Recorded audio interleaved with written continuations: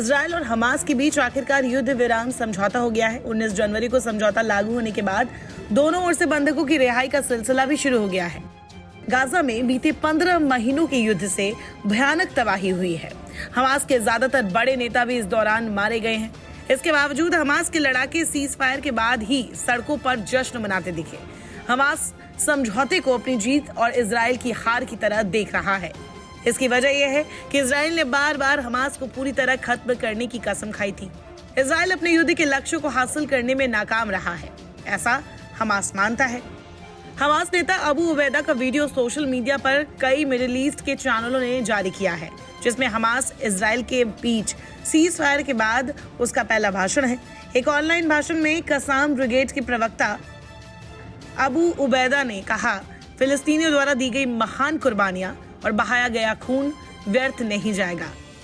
उबैदा ने कहा, ऑपरेशन अल अक्सा फ्लड ने इजरायली शासन की कब्र में आखिरी कील ठोक दी है।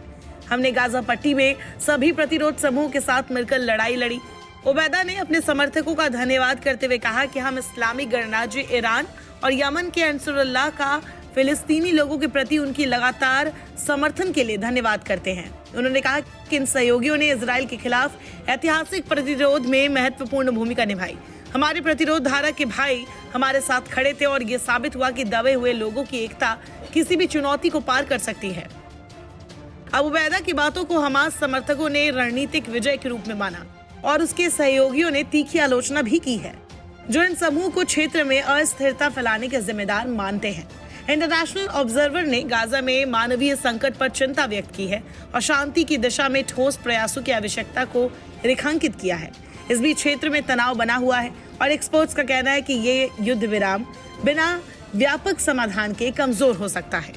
हमास के वरिष्ठ नेता उसामा हमदान ने भी युद्ध विराम पर अल जजीरा से कहा है कि समझौते से हमारी सभी शर्तें पूरी होती है।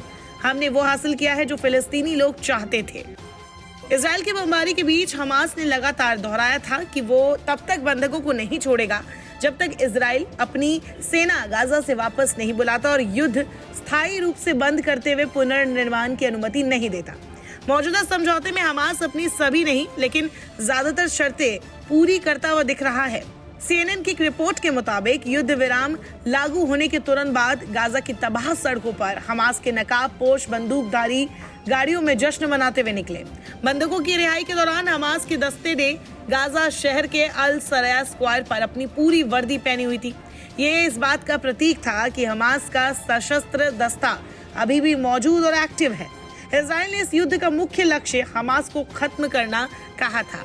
ऐसे में कई इजरायली मंत्री और सांसदों ने भी अब नेतन्याहू सरकार का विरोध किया है।